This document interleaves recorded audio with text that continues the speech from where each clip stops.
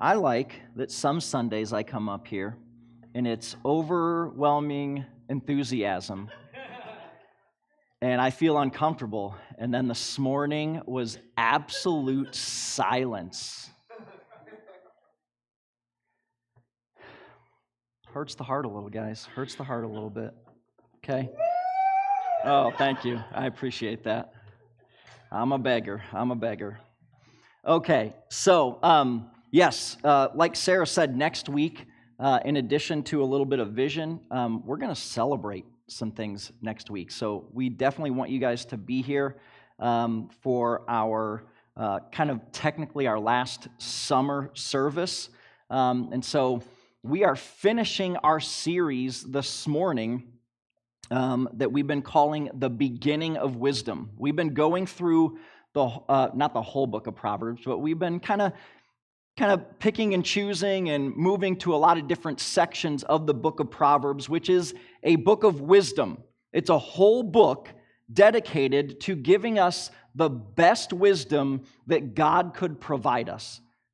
Because life goes every which way, and sometimes we just need to understand, well, what's the right thing to do? And that's what we're going to be talking about this morning even more. And so I hope that throughout this series, if you've been with us, you've noticed that oftentimes Proverbs are structured in this way, in that there is one statement that starts it out, and then there's a second statement that finishes it, and it's like a compare and contrast of, hey, which choice is better? Which is the wisest thing to do?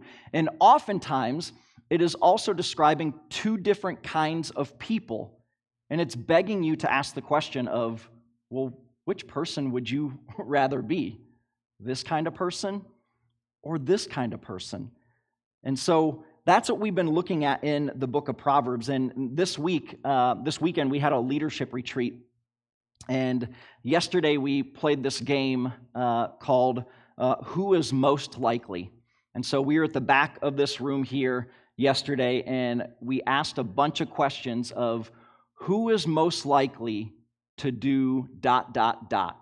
And it's kind of like the Proverbs here, where you are being asked a question or being given a scenario, and you are supposed to contrast and compare it to another person and decide which person do you want to be or who is most likely to do this thing. And so one of these things that we asked was, who is most likely to get stuck in an escape room, right? You know those things that you go to, you pay money, people lock you in a room and you have to get out, right?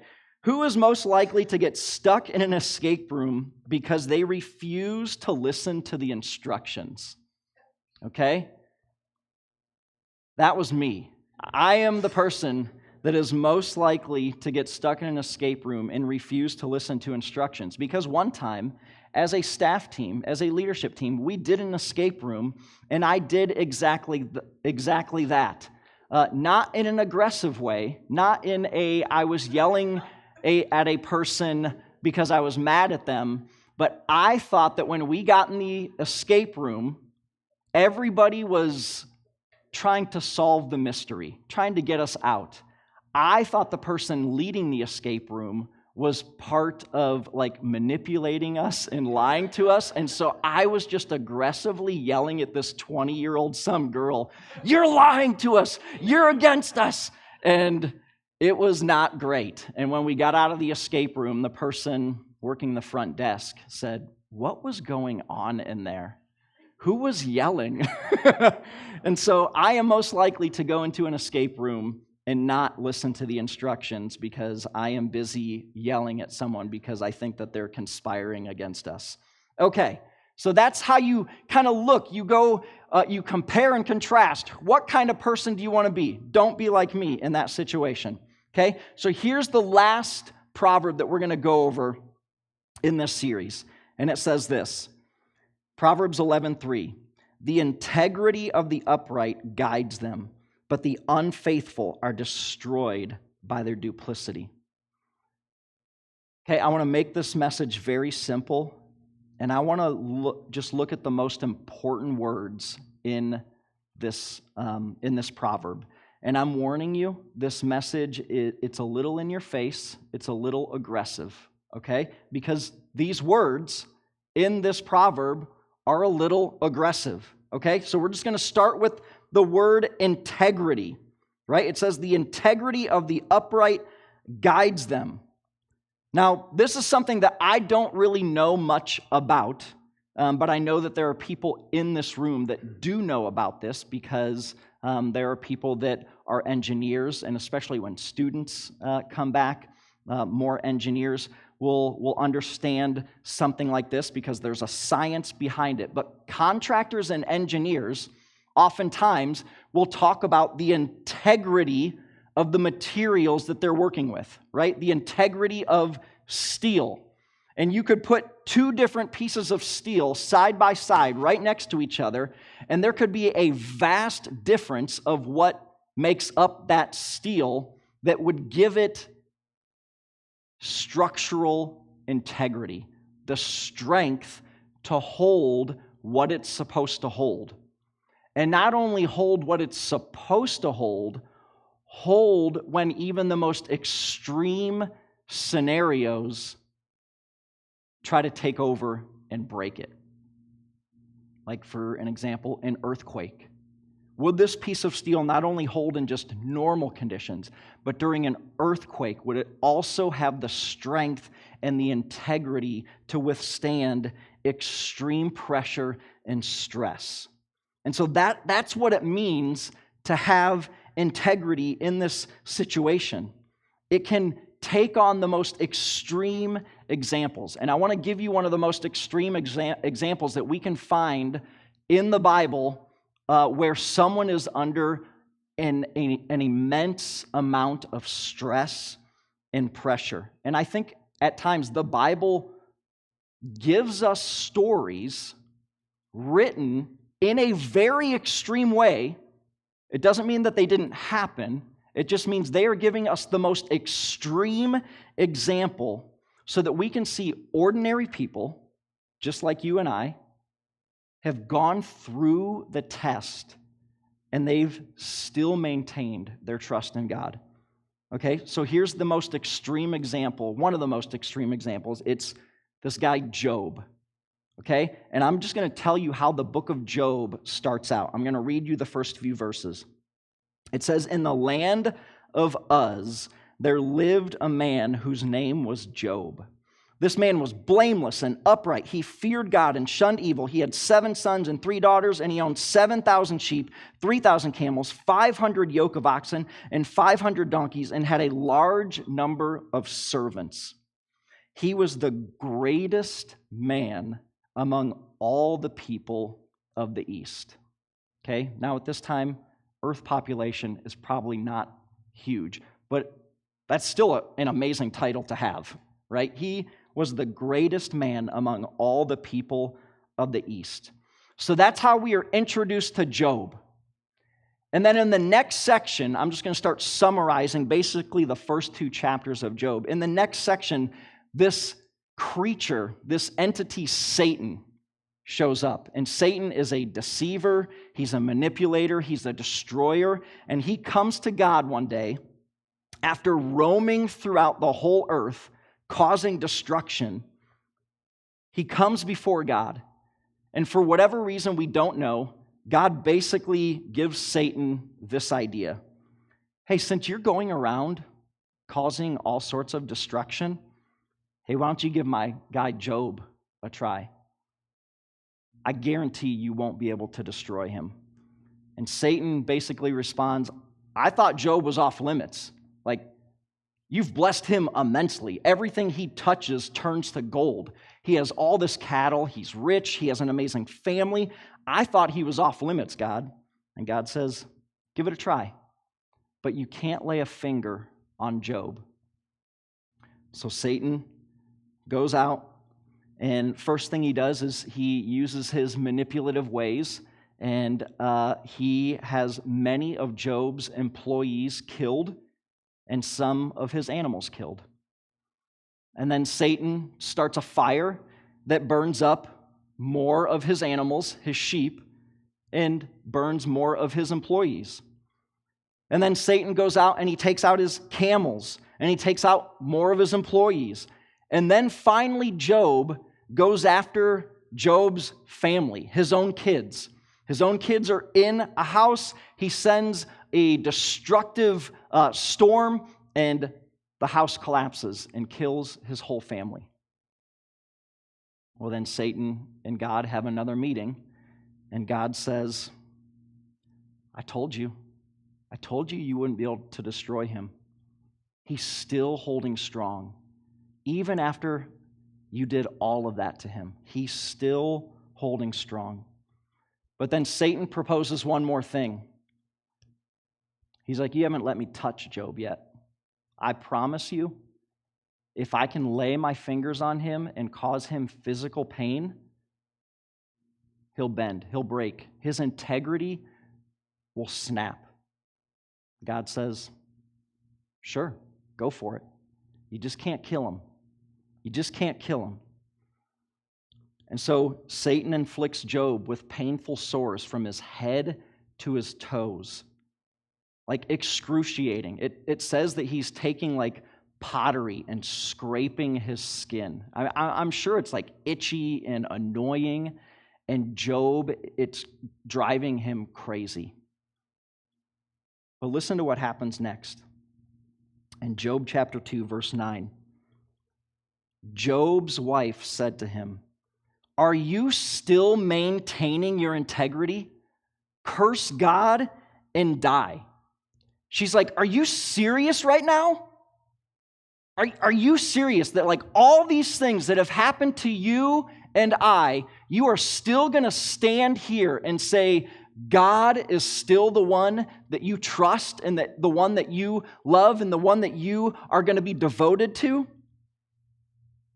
Right? Remember, everything has been taken away from Job.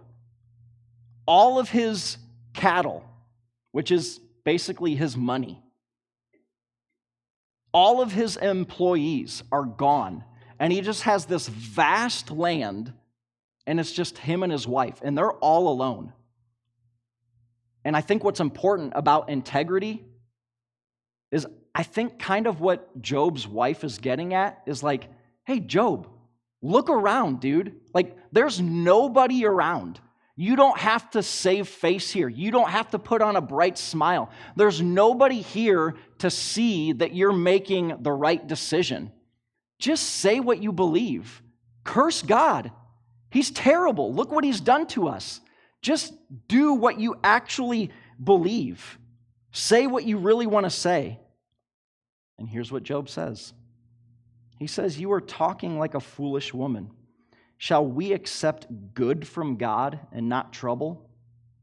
In all this, Job did not sin in what he said. So Job held strong like a piece of steel that has integrity. In this situation, he wasn't going to allow all the bad things that were happening to him, that had happened to him, break him in his trust of who God is. And I hate to keep mentioning this I feel like I say this every single week, but I think it's really important because on surface level, when we're reading the book of Proverbs, we read these and we can trick ourselves into thinking, oh, we just need to learn how to do good things. We need to change our behavior to have this kind of outlook. We need to change our habits. And when I think about Job, we don't get to know about his story and what his habits were and how he developed this strength and this integrity and trust in God. But I think it would be safe to say that it wasn't just a bunch of habits or disciplines that he had that allowed him to do this, that allowed him to have this strength. Habits and discipline are good, but I think we all know that eventually good habits and discipline eventually break. We will break those. They will not hold us for the long haul. And so here's what integrity is, and you can fill this in your handout if you have one. Integrity is the unwavering pursuit of believing deep in our hearts to trust that God knows what is right no matter what. It's the unwavering pursuit, right? So there are some habits involved. We're pursuing something and someone. It's an unwavering pursuit of believing deep in our hearts, not just surface level, deep in our hearts, to trust that God knows what is right, no matter what. No matter what. That's what integrity is. That's what will hold and not break. So let's move on to the next word, upright, right? So it says, the integrity of the upright guides them. And upright in its original language, Hebrew, it means straight. It means straight. And even more specifically, it means morally straight, meaning there is a right and there is a wrong. That is what this word is trying to get at. There is a moral, straight, right and wrong to this. And some things are a mystery and we just don't know. Sometimes it's hard to know what is right and wrong. Some things are a mystery, but there are certain things in this life that are clearly right and wrong. There might be some nuance to them, but there's a right and there's a wrong. And so also with the word upright, this could either mean symbolically or literally, okay? So let's look at symbolically first, right? The integrity of the upright guides them, because if we go back to the book of Proverbs and we look to last week, the memory verse for the month, it has a connection point to the integrity of the upright guides them, okay? It says from Proverbs 14:15, which we talked about last week, it says, the simple believe anything, but the prudent give thought to their steps, right? If you are a prudent person, you look down the road, you see danger, so you give thought to your steps before you take your steps. And it's the same with the integrity of the upright. The integrity of the upright sees the road ahead of them, and it's straight. So they're not having to think about their steps too much because they see it's just a straight road. It's a straight shot, meaning that their steps are straight and that there's really no on-ramp, there's no off-ramp, there's no curves. It's a one-way street, and it guides them in the direction that they know they need to go, which is the right direction and not the wrong direction. So I've painted many sports fields in my life, and the number one rule of painting a field is follow the string on the ground that you've laid and don't divert from that line. Well, I can tell you, I know that's the number one rule in painting lines on a field, is because I have a hard time keeping my eyes on the string. I get distracted by something, or someone yells something at me, and instead of letting go of the paint release, I turn my head and I keep going. And then when I get done with that line and I look back, I can see that the line goes like this. There's a little bump going out or in, and I just think, well, I guess that's what we're going to have to live with right now, because that's what I gave everybody, right? And that's how we stay straight. That's how we stay in line. And so symbolically, the word upright means straight. That is our goal, to stay straight towards what is right. Now, literally, the word upright means straight in the sense that literally it's your posture is straight. You're standing up. You're not broken, bent over in a heap. You're not broken in a heap of pain that's crumbled you, where you can't get back up. People that have integrity, they stand up straight and strong. Now, here's a clarifier. It doesn't mean that a person who has integrity will never be broken and bent over in their pain. It doesn't mean that will never happen. It just means that they won't stay that way. It means they're going to get back up. They're going to straighten themselves up, and they're going to get their eyes back to what is right and trusting the guide, the path that God has for them. They will get back up. Because in order to be guided, you can't be bent over because you can't see your path, right? I don't want to admit yet that I'm old enough to have extreme back problems, but I know that some people that do have back problems and they have literally gotten stuck like this. You don't know where you're going if you are stuck like this, or it makes it a lot harder. That's why in Scripture it's told us that we are upright. We're in a strong posture, and we can see where we need to go. The truth is in front of us. So to summarize the first part of this proverb, okay, if we just had to summarize the first part of this proverb, I would say, those who are morally straight have strong convictions that will hold the pressures of life because they know it leads to a loving God they can trust. We're going to come back to that later. That's how I would summarize the first part of that proverb. So now let's move on to the second part of the proverb. And we're going to go much faster this time because the good thing about Proverbs, like I said, is that they're comparing and contrasting. And so the first part of the proverb, I've already taken time to explain to you. The second part is really just the opposite of everything I said.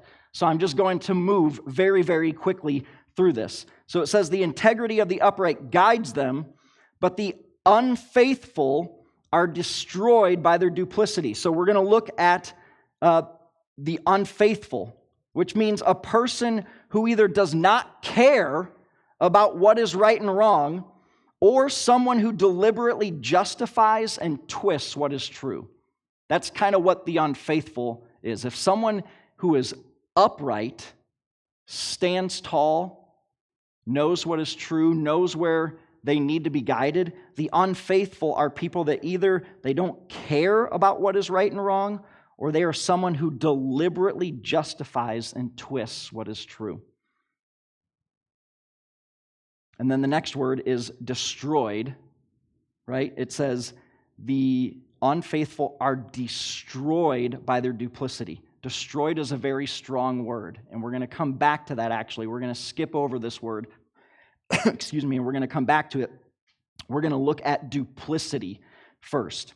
And duplicity just really means crookedness, right? The opposite of straight. It means lots of turns every which way.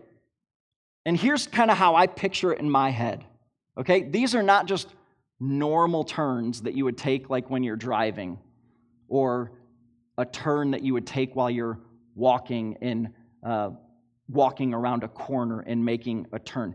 These are violent turns that go in every which direction. They are violent turns. It's like roller coasters that you have been on, that when you get off, you say, that hurts so bad. I can't remember. There's a Cedar Point ride when you get off of it that hurts really. Is it the Mean Streak? It's one of the wooden roller. It's usually the wooden roller coasters. You get off a wooden roller coaster and you feel like someone has just jerked you in every which direction, and then you get off and you think, I'm never doing that roller coaster again. That is what it means to have duplicity. There's a crookedness, and that's what it means with the destroyed. It's violent turns here, every which way. It feels like your body has been destroyed because you have given up all control to ride this roller coaster of pain and destruction. That's what the second half of this proverb is saying. We are destroyed by our duplicity because we're going every which way. What is true? What is right? What is wrong? What is it now? What was it yesterday? It's every which way, and it violently destroys you and turns you in every which direction. It's as if we are giving up our right to make decisions about what is right and wrong. Just like we give up our right to know how our body is going to be tossed left and right, up and down on a roller coaster. We're just along for the ride. And it's not a fun ride because nothing is straight. Nothing is predictable. Nothing is concrete. It's just every direction possible. Okay. Now let me make all of you a little nervous right now. Okay? And I'm going to go through some examples of what is clearly right and what is clearly wrong. And actually, I'm just pointing out what is clearly wrong. Okay? And this is where everybody tenses up a little bit. We're going to start off a little easy. Okay? Stealing. Stealing is always wrong. Okay? Stealing is always wrong. Taking something that is not yours is putting your importance over somebody else. Stealing is the belief that God will not provide for you. Now, we live in a very interesting time because stealing historically has always meant, like, you clearly know who you are stealing from, but now we live in a very digital age, and we don't really have a face to the people that we're stealing from. When I was a kid in high school, around 1997, 1998, just disregard that date, okay? There was this thing called Napster. And this is when digital music was at its infancy. And Napster was a website that you could go to and you could download pretty much any song you could imagine. And it was yours. It was free. And Napster eventually was taken down. And if you downloaded so many songs from Napster, there were people prosecuted for stealing music. And it was easy because there wasn't a face. Like, yeah, you could say, oh, I'm stealing from the Backstreet Boys right now. Yeah, there's a face, right? But to justify it, it was, these people are rich. They're not going to miss this money. Stealing is stealing, guys. You can't just steal because someone is loaded. Right? This isn't Robin Hood. But I think it becomes tricky because we start to justify. What is the straight path? Is there some crookedness to it? Okay. Next example. Worshiping anything and anyone above God is always wrong. Always. And I think that's kind of what Job was getting at. Why would I curse God? He's given me everything. He's given me all things. Why would I not worship God in the good and the bad? And I think we at times try to justify or think that the things that we love aren't bad, but they take place of God, who has to have a very special place in our lives because the people, places, and things that we worship, all the nouns that we worship, were never meant to satisfy who we are. And so even to say that worshiping anything and anyone above God is always wrong, I would also say it's just not beneficial and helpful. I don't want us to just focus on that it's wrong. It's just not how we were designed to be, to worship anything else. Okay, and finally, and I'm gonna get in our faces a little bit here. Sex before marriage is always wrong. Sex before marriage is always wrong. Not because sex is bad, right? I think sometimes when people hear that, they're like, oh, the church is always saying sex is bad. No, sex is not bad. Sex is to be protected because it is good. And it was designed to be experienced in a certain way. And so when God created sex, He didn't say it was bad. He just said it works best in these parameters. And I think we find our ways to justify and go every which way and figure out, well, how can I make this work? How can I say this is good for me? Now, that's a lot of bad news, right? Kind of in your face. And maybe some of you are thinking, well, I've done some of these things. Me too. I have as well. But there's always good news.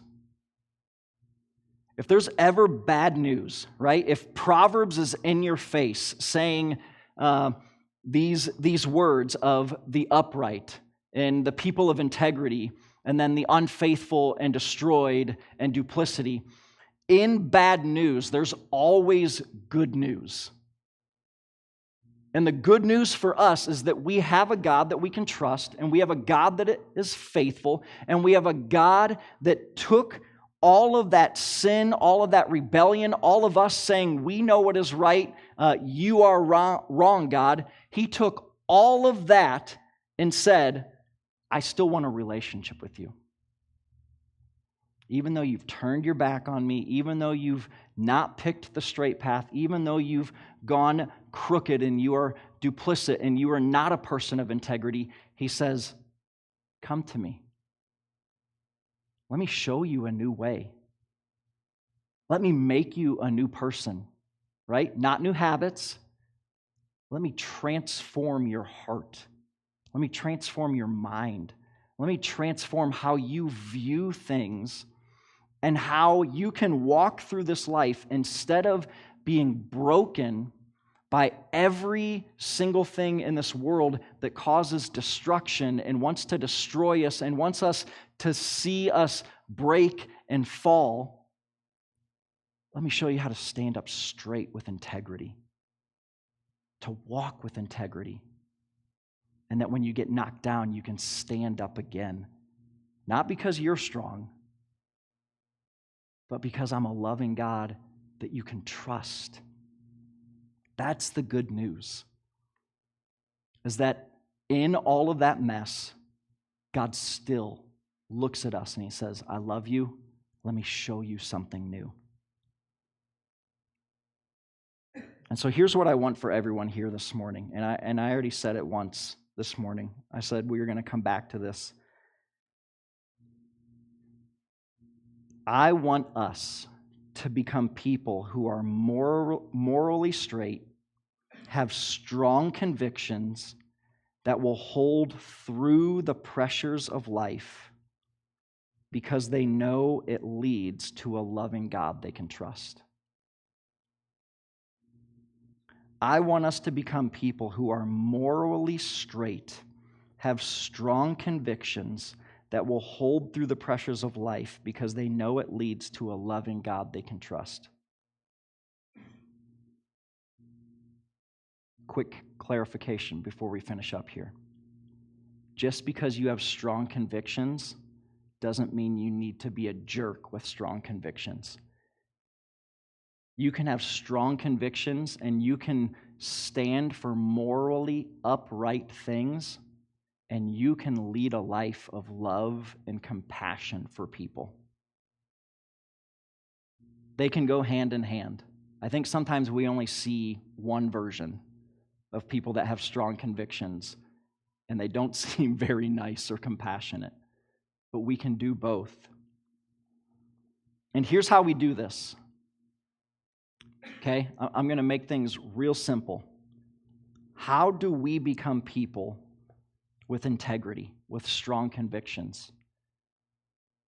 And I know we don't preach straight out of the Bible very often.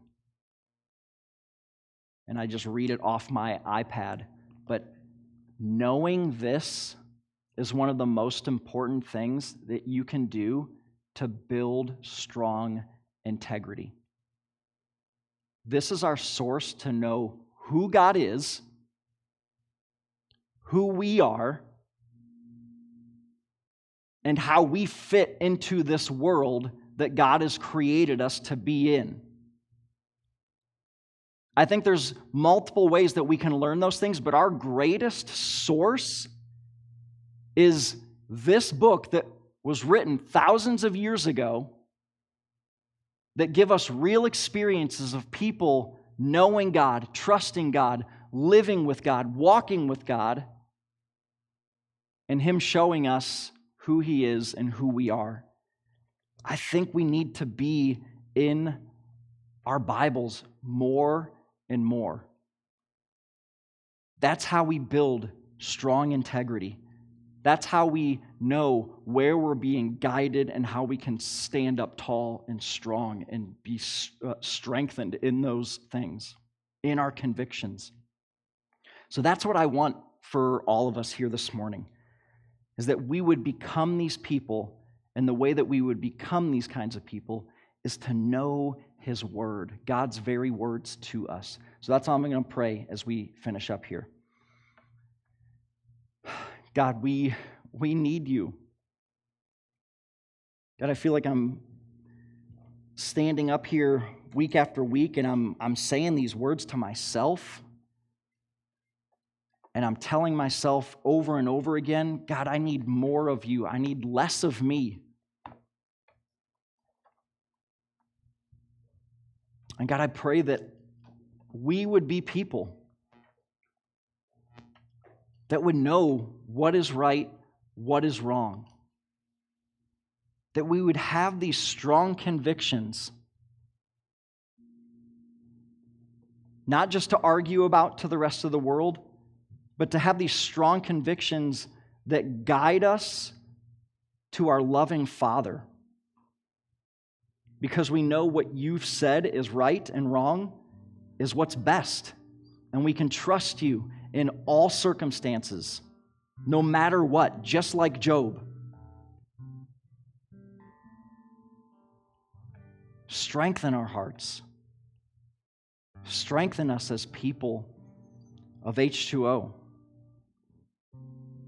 God, that this would be our light to our community, that this would be our light to our campus as students are returning. There's something different. That's what You've called us to be. You've called us to be different. And to have integrity, it looks different. To be upright, it looks different. Help us trust You, God, because we know we need the help. We love You. We thank You that You loved us first. And we pray all this in Jesus' name. Amen.